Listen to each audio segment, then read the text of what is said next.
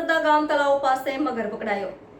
વડોદરાના new VIP road Khodiyarnagar પાસે white વુડાના મકાનમાં દારૂનો ધંધો કરતા આરોપીને પોલીસે ઝડપી પાડી દારૂની 216 બોટલ કબજે કરી છે।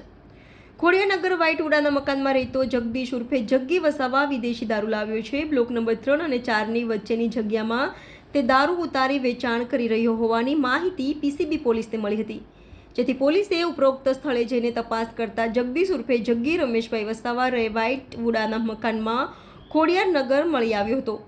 પોલીસે તેની પાસેથી વિદેશી દારૂની 216 બોટલ કિંમત ₹31,200ની કબજે કરી છે।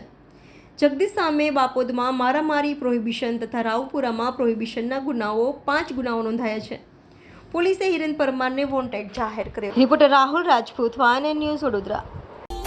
Subscribe now and press the bell icon. Never miss an update.